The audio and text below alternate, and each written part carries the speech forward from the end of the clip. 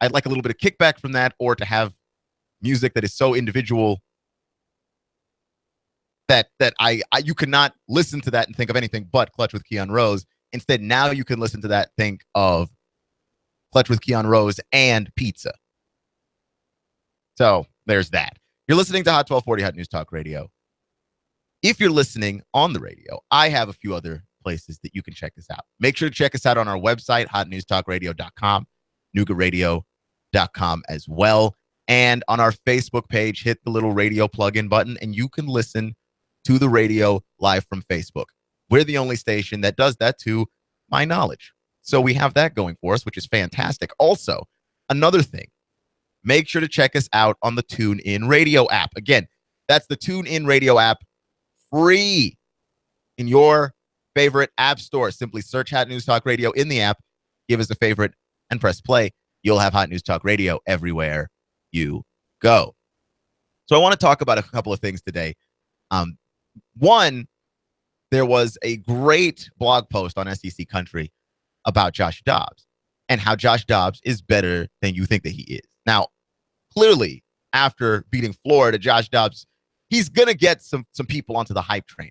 But Josh Dobbs is currently now being considered an outside candidate. I'm not going to say he's a front runner. He's an outside candidate. He's a dark horse Heisman Trophy candidate.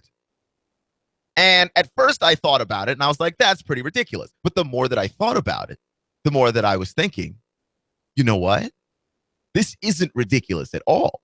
Josh Dobbs has been playing rather fine this season, offensive line issues included.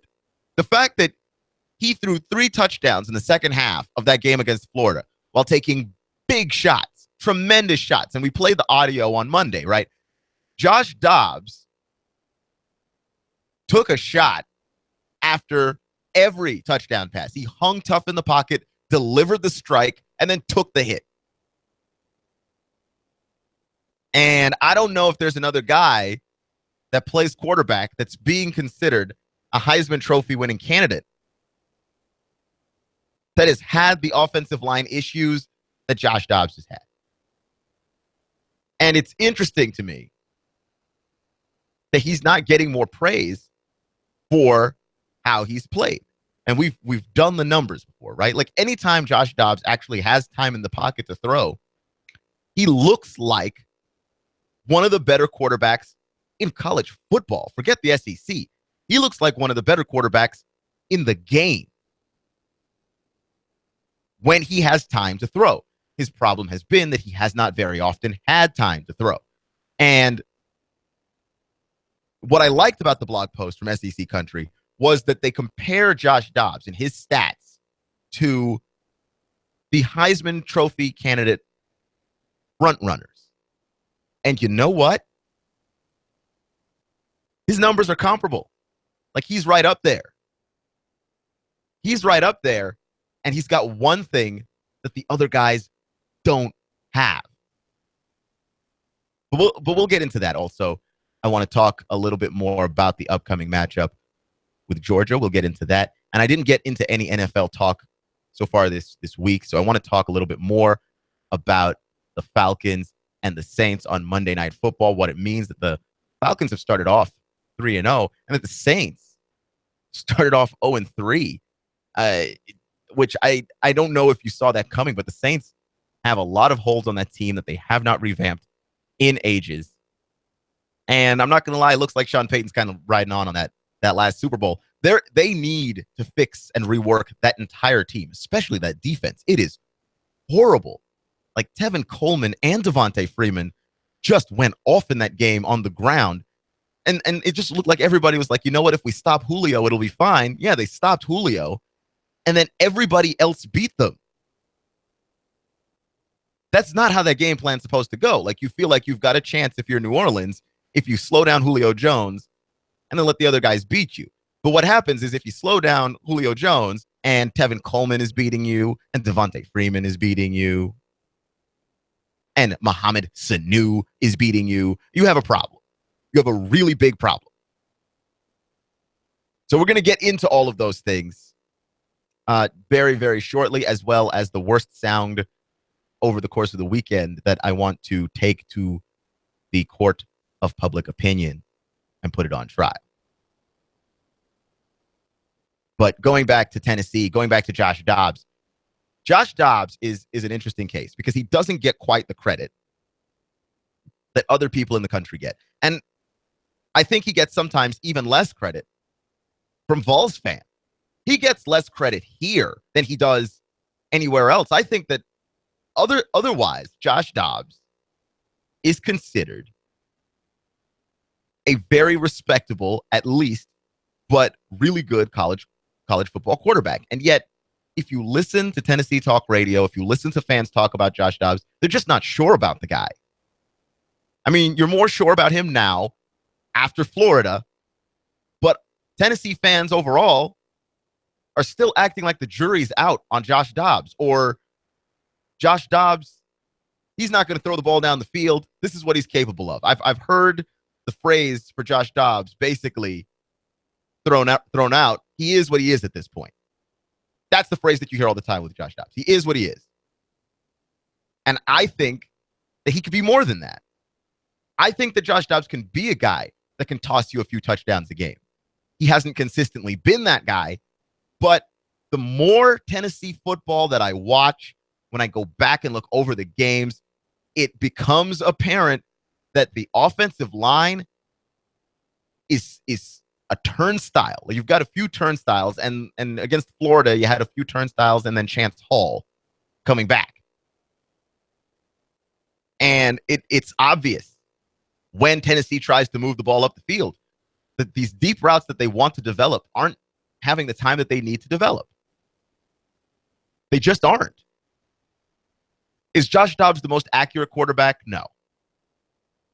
But Tennessee's offense should look a lot more dynamic than it looks at times. And at times, it looks horrendous. So Josh Dobbs, he's an outsider for the Heisman Trophy race, which I think 4 weeks into the season, I don't know if anyone would have thought that. Tennessee being 4-0, that I think everyone thought that was going to happen. I don't think it happened how anybody thought it was going to happen. I don't think we all thought the Appalachian State game was going to go how that game went, or Ohio. I don't think that anybody thought Tennessee was going to have to come from behind against Florida in the way that they had to in order to win that game. But here we are, Tennessee, 4-0. And Josh Dobbs is being considered a dark horse for the Heisman Trophy, and so he should be.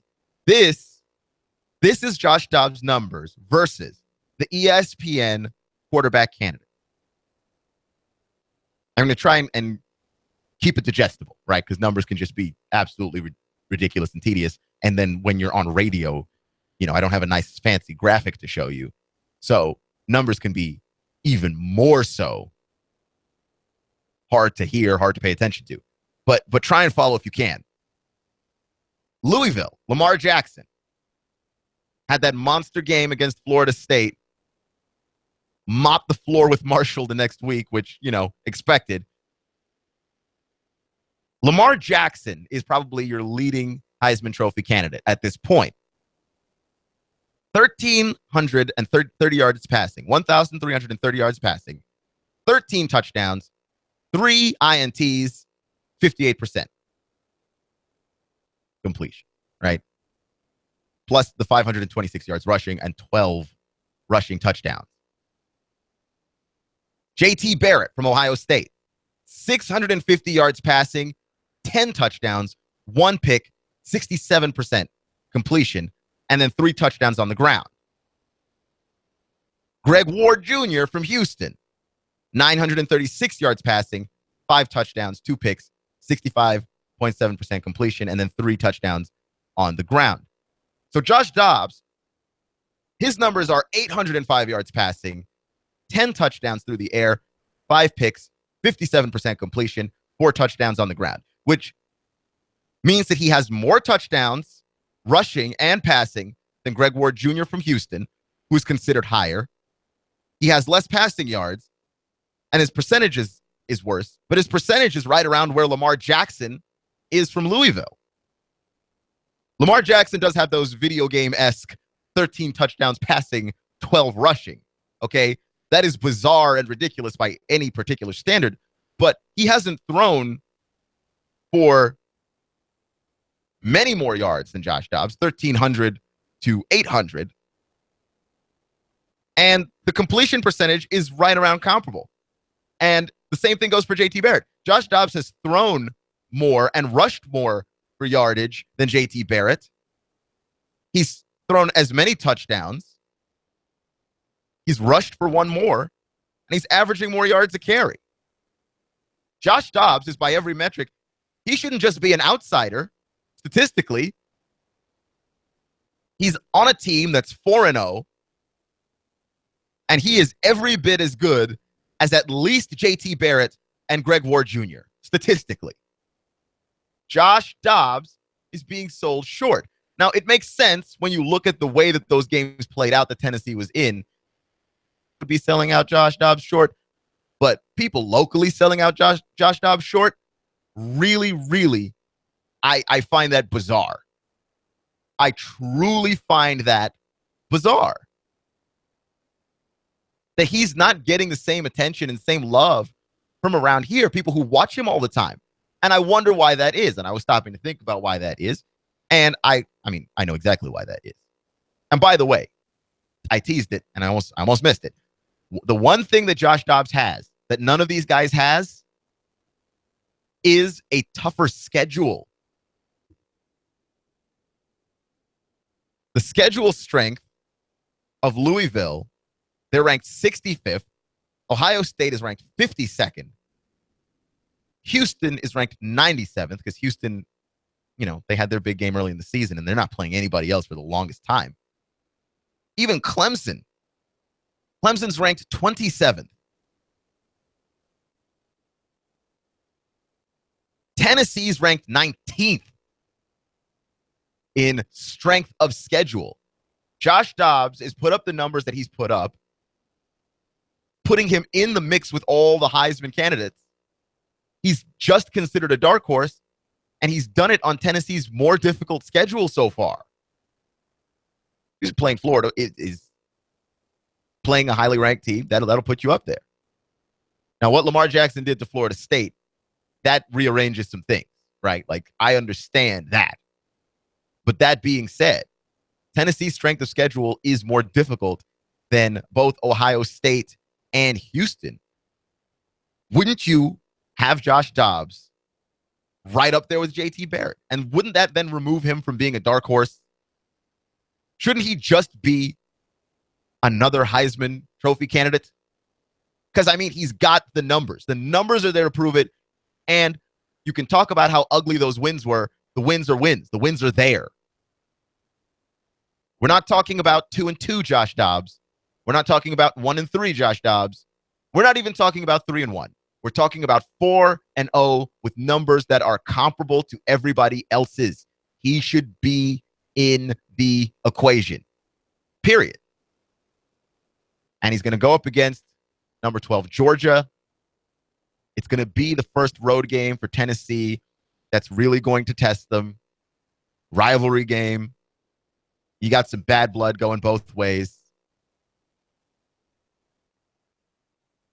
You've got Shy Tuttle on one side, and he's got a lot to be angry about for the way that he got injured against Georgia. And you've got Nick Chubb on the other side, and he's got a lot to feel about the way he got injured against Tennessee. And now you've got both teams colliding here. And I'm going to tell you who I think is going to win that game in the second half of the show, because we have a lot to get in there. And also UTC faces Samford in the Southern Conference. And that's going to be an interesting, fascinating game. You're going to have to find a way to watch that game and make that happen. The number one scoring offense is Samford. The number one scoring defense is the Mocs. And something's got to give. The two teams are going to be meeting. And something's got to give. Is UTC up for the challenge? We have it all here and more. But I want to talk about the Falcons a little bit because it does connect somewhat to my point about Josh Dobbs. The Josh Dobbs has got what I like to call the Matt Ryan effect on him. Matt Ryan is a guy, you're not sure if he's a good quarterback or not. That when Matt Ryan plays well, you're positive Matt Ryan is elite. He's in that top group of quarterbacks. He should be just as much appreciated as everybody else. And when Matt Ryan loses, and he looks bad when he loses, you're not even sure if the guy should be in the NFL. You really have trouble putting him up there when you mention a Breeze and you mention a Rodgers and you mention a Cam. You really want to throw Matt Ryan into that tier of quarterbacks? It's very, very difficult to do that. And especially when he looks bad, it's very difficult to do that. And when he looks good, it almost doesn't even seem impossible to throw him up into that tier of quarterbacks. And Monday night, the Falcons improved to 3-0. The Saints fall to 0-3. By the way, I'm not buying anything from the Falcons. I need to see the Falcons finish an entire season above 500 after what it was that happened last year. They started 6-0 last season and then just fell to smithereens. Yeah, I got to see more from the Falcons. But Josh Dobbs is under the Matt Ryan effect, which is you're not sure that he's actually good. And the closer you are to Atlanta, in the case of Matt Ryan, and in the case of Josh Dobbs, the closer you are to Knoxville, the less sure people are. I drive through Atlanta all the time. And the one thing that I hear on Atlanta Sports Talk Radio, drive through Atlanta, the next time you're going through Atlanta, listen to 92.9 The Game. The number one thing that people say about Matt Ryan when they call into shows, is he their guy? Is he going to be their quarterback? How long has he been in the league? Isn't this been 9-10 years for Matt Ryan? How much longer does Matt Ryan have to be in the league for you to realize, this is your quarterback? You are stuck with him. Quarterbacks are so hard to find and replace, just the serviceable ones. You are stuck with Matt Ryan. He is your quarterback. You don't have other option. Okay? Not everybody gets to draft Peyton Manning and then literally luck out and draft Andrew Luck. Not everybody gets to draft Tony Romo or pick up Tony Romo in free agent as an unsigned free agent and then draft Dak Prescott in the 4th round. Not everybody gets that. You're stuck with Matt Ryan. For better or for worse. And by the way, I would argue for better. And obviously for better. But the closer you get to Atlanta, the more that doubt creeps into people's minds. That your quarterback is the one that you judge more harshly than any other quarterback in the league. And people still aren't sure that Matt Ryan can get it done. That Matt Ryan can take him to the promised land. I'm not sure about it either, but I'm not sure about it in that way that, it's Matt Ryan, so he just can't. I'm not sure about it because I still think this team needs to build up some defensive depth. And, that offensive line, when it plays great, it's great. But when it's not great, bad things happen. And Matt Ryan looks bad. And I look at Josh Dobbs and go, when Josh Dobbs plays great, he's great. People want to carry him off the field on their shoulders. But when he plays poorly, boy, he's a scrub. He is what he is at this point. It's no, look at the factors around him, chief of which is his offensive line. It's not great. In fact, it's downright horrific. They cannot keep that guy upright. And I'll tell you this, while I think that we should be talking more seriously about Josh Dobbs as a Heisman Trophy candidate, at least a little bit more seriously, you're not going to get that if you can't keep him upright. All that guy does is win football games somehow. Appreciate it. We're going to get more into college football next on Clutch with Keon Rose. News Talk 1240 AM 1240 Hot News Talk Radio with your chance to win $124 in cash and $124 in food every week with the Hot News Talk Radio 1, 2, 3 NASCAR contest. Hot News Talk 1240. 1240. All you have to do is guess who's going to be first, second, and third place in the upcoming NASCAR Sprint Cup race. If you guess it, you'll hear your name live Monday morning at 11:30. Then call AM 1240 Hot News Talk Radio to win. Enter your guess right now at Rick Davis Golden Diamonds, 5301 Brainerd Road, Chattanooga. Diesel Off-Road Technology Saudi Daisy for your four-wheel drive and truck needs. Stuff and upholstery with premium rubber foam. Amigos Mexican Restaurant next to Staples and Hickson. Drink specials during the race. Cell Surgeon, the Broken Screen Doc. And Shooter's Supply, 4824 Hickson Pike in Hickson. Hot News Talk 1240. Enter your guesses now and listen to the race live to win $124 in cash and $124 in food from Chattanooga's official NASCAR radio station. Hot News Talk 1240. I love NASCAR. Shooter Supply, any A-frame, 20% off, 10% off, 5% off, everything in the store's on sale. 5, 10, 20, September sales days. Shooter Supply, handguns, carry permit classes, ammo and gear. You get 5% off of firearms, 10% off of ammo and gear, 20% off of all handgun carry permit classes. Shooter Supply, September sales days. But you gotta get here now. It's ending soon. Shooter Supply, any A-frame. We're on Hickson Pike, right around the corner, right next to the Holiday Inn Express. Shooter Supply and Indoor Range. Shooters-range.com. Order online. Shooters-range.com. September sales days.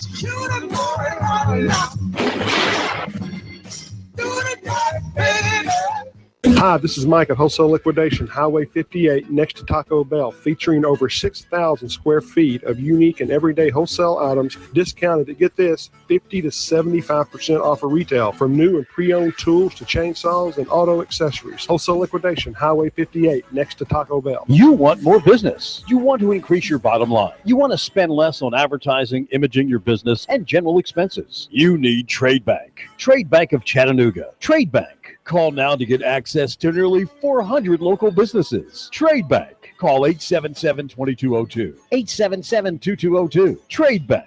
You want to increase your cash flow, your competitive edge, attract new customers, and build a loyal customer base. You need Trade Bank of Chattanooga. Call right now. 877-2202. When you join Trade Bank, you'll get the benefit of free advertising in our monthly magazine, tradebank.com, emails, and mailouts. Join Trade Bank now and receive your Trade Bank debit card with trade credits to spend any way you want with our wide variety of Trade Bank partners. For almost 30 years, Trade Bank has been your voice for small business, a member of the American Bankers Association, and in good standing with you. Trade Bank of Chattanooga. Call now for a free consultation, 877-2202. That's 877-2202. Trade Bank of Chattanooga. This is Mike at For the Record at Northgate Mall. We're the largest complete record store in town. We sell old and new vinyl records, celebrity posters, music posters, and we are the largest in town. Come see us. Becoming partly cloudy out there through the nighttime, but mainly dry, lows into the mid-50s. Now, for your Thursday, a breezy, cooler day out there. Partly cloudy, high temperatures only 70 to 72. For Friday, partly cloudy, still cool, though, with highs into the lower 70s. Dr. Ron Phillips has released the most important book he's ever written, The Unraveling of America. He pulls back the curtain, exposes those who are pulling the strings and unraveling the fabric of America. Available at Amazon or ronphillips.org. And I'm Team 12 Chief Meteorologist Patrick Ward. On AM 1240, Hot News Talk Radio. You give us 12 minutes and 40 seconds, we'll give you Chattanooga and the world. News Talk 1240. Hot 1240 Hot News Talk Radio with your Hot News Now update. It started out as a normal maintenance job, but it ended in tragedy. A 21-year-old man was installing an air conditioner on the roof of an engine room restaurant in Dalton when he fell through the roof and he died. His coworker was in the bathroom at the time and said he heard a loud bang. He went out to see the scene and called 911. He was instructed to perform CPR, but it was no use. The 21-year-old worker was declared dead on scene. A 40-year-old tradition is being violated this year. The Tennessee Vols play every year at Chattanooga's Miller Park when they go down to either Alabama or Georgia, but this year they're not. UGA is not allowing the Tennessee Vols to perform at a halftime show, so they will not be playing at Miller Park on Friday. It'll be too expensive, says the band leader. The city of Chattanooga has a bit of a dirty problem. It's hoping to alleviate its growing pains by shipping off most of its trash to Bradley County because the Chattanooga Landfills are getting too full. Knoxville also ships its trash off to Bradley County. City Public Works admin Justin Holland says it'll allow us to maximize our remaining space. If it's going on the Tennessee Valley, it's going on Hot 1240 Hot News Talk Radio. Martin Truex Jr. is off the pace and he is headed to the pit lane. Elliott Powers around the outside. Michael McDowell pops the right front tire. Here's Martin Truex to the bottom. Blaney blocks him off too. Meanwhile, Chase Elliott went 4 wide on the back straightaway. They're side by side for the lead. Hear it live on Chattanooga's official NASCAR radio station. Hot News Talk 1240. The voice of NASCAR.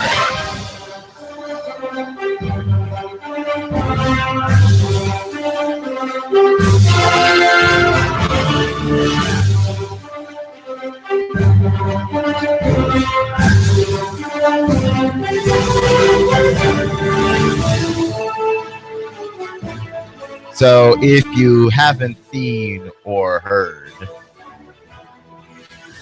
it's already happened. It's already happened. The trolling of Les Miles has begun.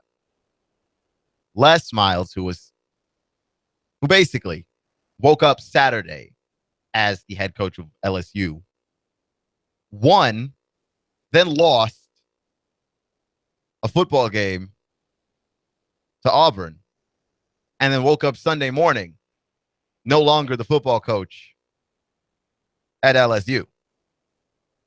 The very same Les Miles. The trolling of Les Miles has already begun.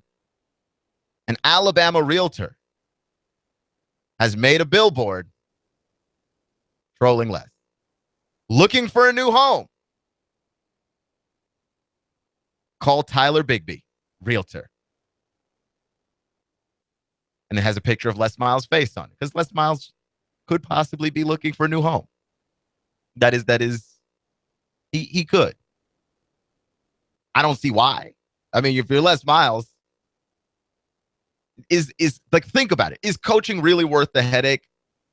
Like, it's one of those jobs where it seems more stressful than any benefit you could actually get out of it. College football head coach, especially college football head coach at a major college football program or at the NFL level, either one. And President of the United States are two jobs that from the outside look very glamorous. You think of all the money, you think of all the fame, you think of all the prestige, and you're like, that's a job that would be interesting to have. That'd be a job that'd be fun to have. The problem is that when you look at that job, you don't get to see all of the crud that goes underneath that. Recruiting as a college football coach can't be fun. Studying game film eternally cannot possibly be fun. Like, even for a college football coach who loves the game, never seeing your family really cannot be fun. And if you're Les Miles and you've already got a ton of money, like, what else do you need? That job is you'd have to be crazy if you want to be a college football head coach. I understand if it's your dream, if it's your goal, if you're good at coaching football, but you've got to be crazy. I would never take that job.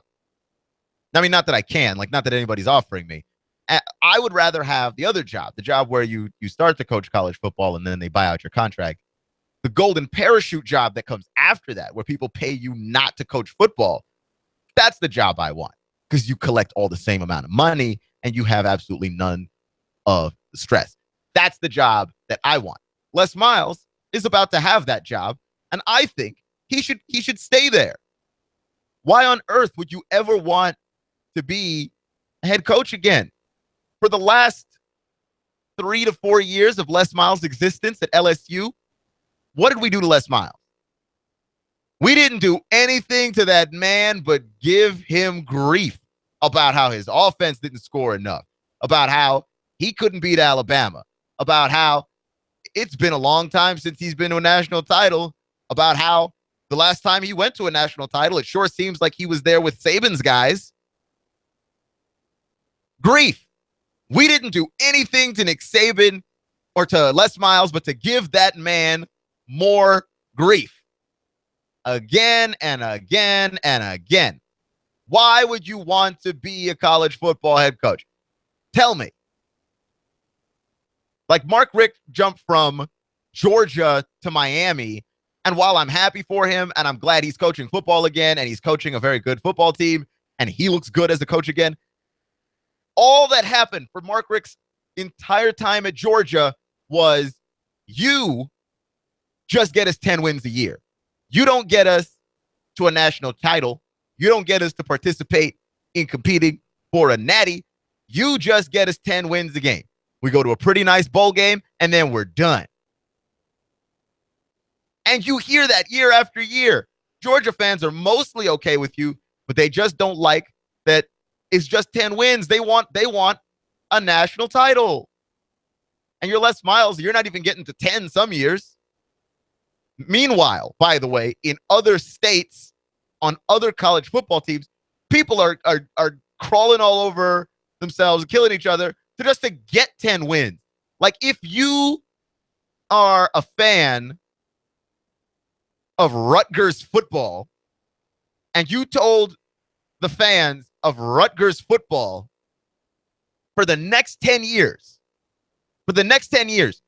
you win 10 games a year. You win anywhere from 8 to 10 games a year. You don't get a national title, but you win 8 to 10 guaranteed. They would make that deal yesterday. They would make that deal yesterday. And we are just so, like, in the SEC, just so spoiled and just so conditioned that football is just a thing that you win. And I don't know if, like, you can do better than Les Miles, because to me, that's always been my thing. If you fire a guy like Les Miles, if you fire a guy like Mark Richt, which is why I really like the Kirby Smart hiring, because I think that made a big splash, and it tried to answer some of the questions that at least you had for Mark Richt. If you're going to fire a guy like Les Miles, okay,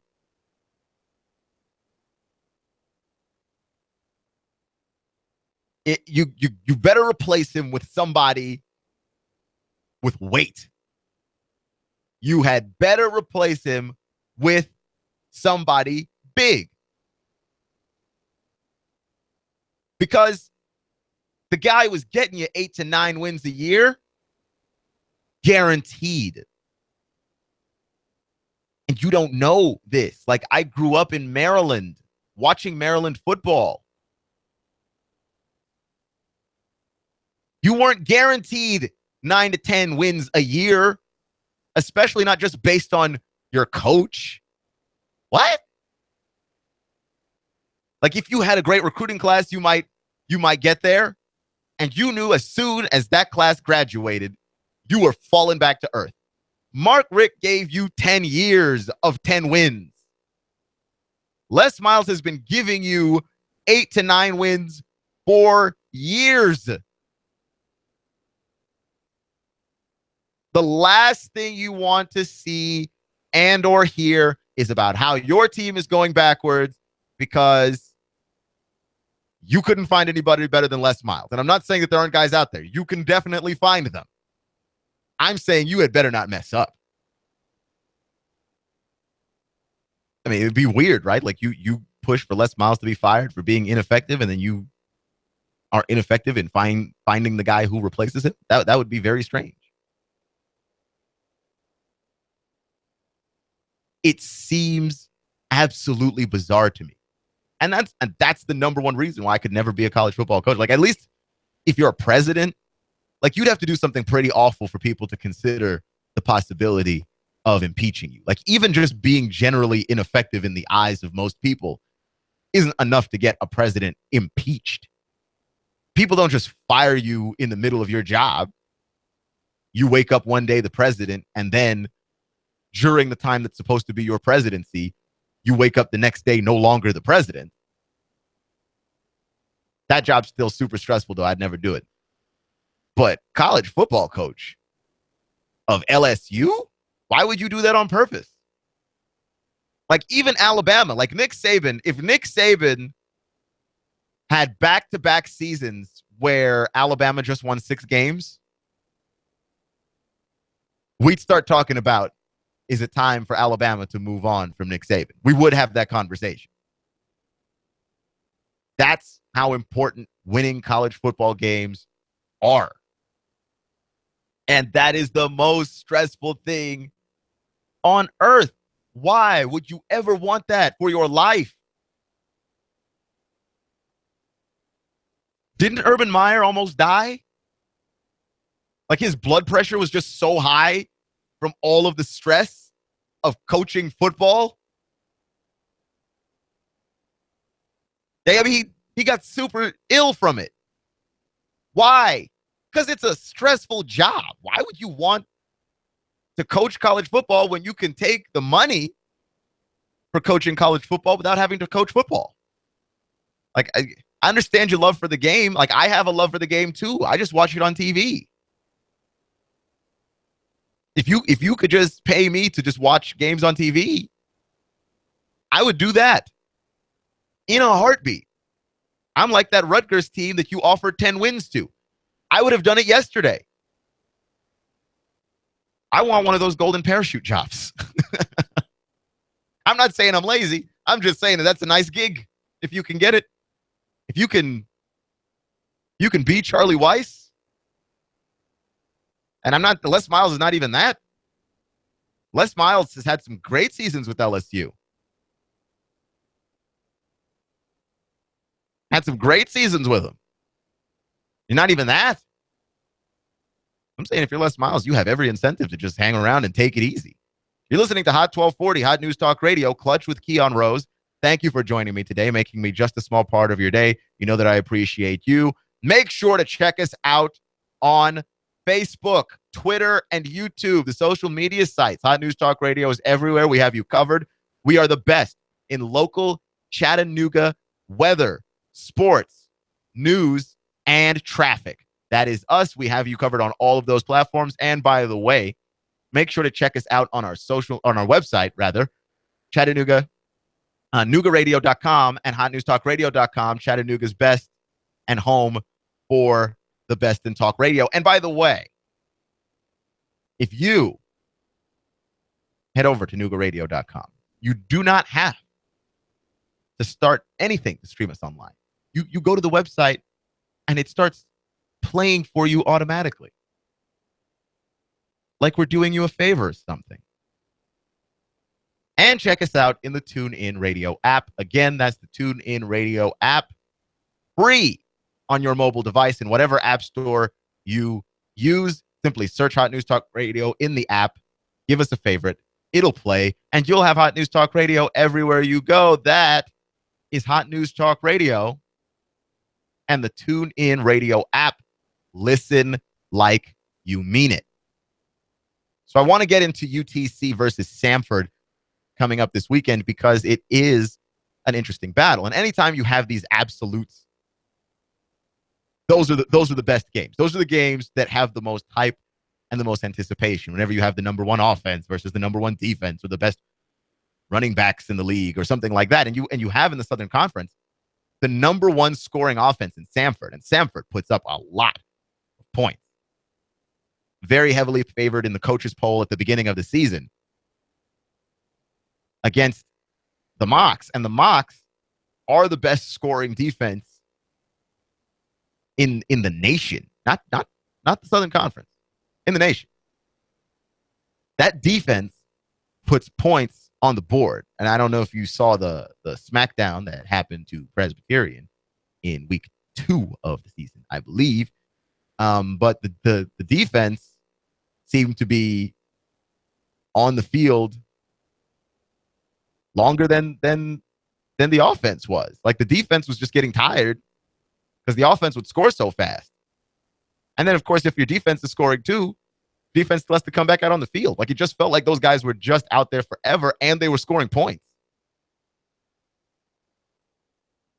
The Mocs are really, really good. And when playing a team like Samford is going to be a huge test.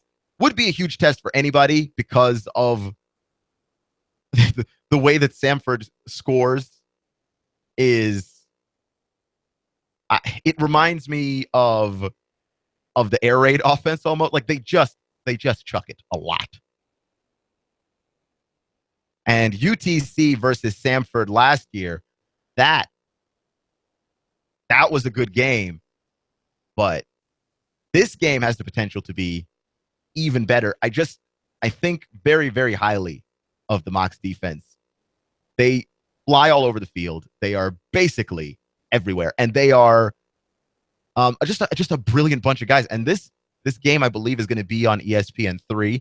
So if you have an internet service provider that you can put in your information into ESPN's website, you can be able to watch the game, which I highly recommend that you do, because you are watching a great team. Coach Russ Huseman has these guys on point, and I can't wait to see if they can make another deep playoff run, because the Mocs, I believe, are the number 1 team in the conference. Samford is number 3, and it could not be, I think, for the Mocs, at least at this point in the season, a more interesting matchup. You're listening to Hot 1240, Hot News Talk Radio, Clutch with Keon Rose. And I want to talk about Georgia a little bit. Tennessee, obviously, playing Georgia this Saturday. It's another big game. It's a road test for Tennessee. And Georgia has an opportunity to keep their season on track, right? Because if Georgia wins out, you're still fine. You're still fine. You play in the SEC East. Your schedule does not get demonstratively more difficult from here, but you're looking at a Georgia team. I mean, if you want to talk about Tennessee and all the times that Tennessee has struggled when they need not have struggled, where they looked bad in situations where they shouldn't have looked bad, like they should have just pounded Ohio to powder. I still believe that. They should have pounded Ohio to paste and did not do it. Barely came out with that one. Appy State to bed. Didn't do it. But you're looking at Georgia. Georgia gets run by Ole Miss, which is understandable. Ole Miss is good. Chad Kelly is great. And those guys are, they're a hard bunch to slow down on offense. But the way that they beat Nichols, unacceptable. If you want to talk about a school that Georgia should have buried, it's Nichols. And so you're looking at 2 schools here in Georgia and Tennessee where you're trying to find out who is the underachiever here. Who's going to show up to this game and underachieve? Because Tennessee has a horrible habit. It's a bad habit. And we saw it last year too. They play down to the level of their opponents. And that's the reason why Tennessee's a good team, not a great team. Great teams beat the people they're supposed to beat, and they beat the people they're not supposed to beat. Tennessee beats sometimes the people they're not supposed to beat, and then they lose to the teams they're supposed to beat. Okay, the comeback from Florida was great. I still have a few doubts because you didn't put Ohio into the ground. You did not put them away. But I have those same questions for Georgia. And that's what makes this game so interesting. Who is going to show up willing to achieve? But Tennessee's got more to lose here because they still got to play A&M the next week in Texas, in College Station, Texas, over at Kyle Field. They've got to go out there and do it. And then they've got to play Alabama the next week. Tennessee cannot afford a loss here. Also, you haven't beaten Georgia in 6 years. Just saying. It's been a long time since you've beaten them down in Athens. So I'm going to go on a limb and say, hey, if you're going to break the 11-year streak of losing to Florida. Why not follow that up with breaking a 6-year streak of losing to Georgia in Georgia? I mean, you can beat Georgia in Neyland. Go down to Athens and beat Georgia. And that's a tough thing to ask Tennessee to do, but also a tough thing to ask Tennessee to do because Georgia doesn't look like a good football team sometimes. In fact, Georgia looks like a really bad football team sometimes. They're very up and down. I think they have a very high ceiling. You could argue that they have the highest ceiling in the East. But they have a very low floor also, and it's very low.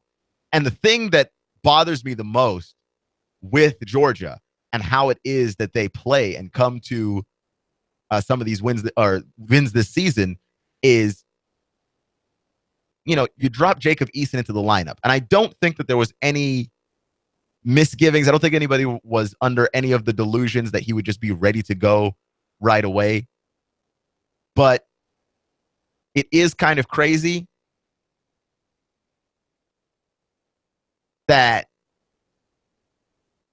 he's kind of been a guy that's been so up and down. There are times where he just looks magnificent. And then there's times where you look at him and you go, maybe putting him in too early was a mistake.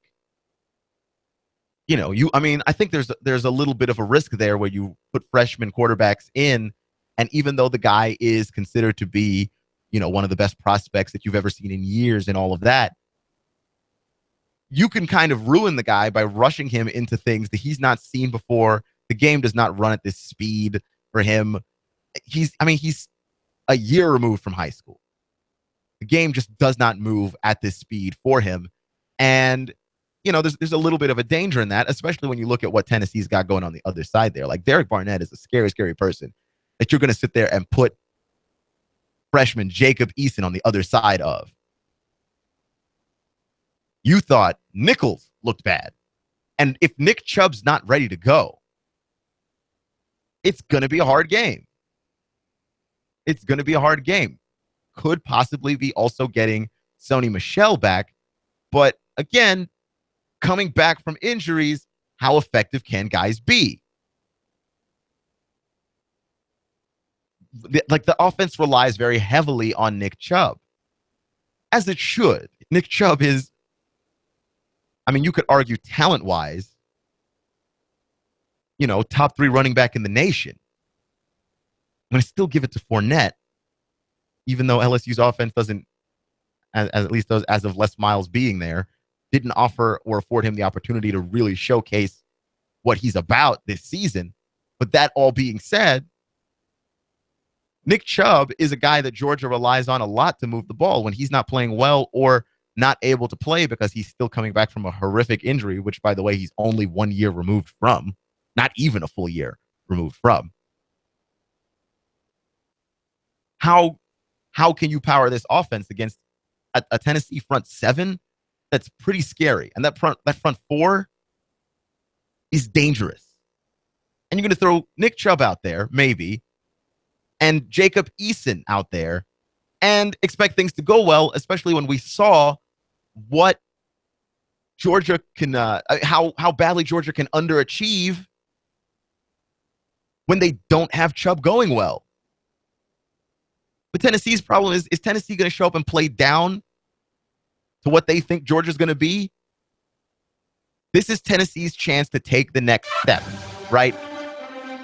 The Florida game was your turning point of the season, but your chance to take the next step is to beat an opponent whose quality, but that you ought to beat.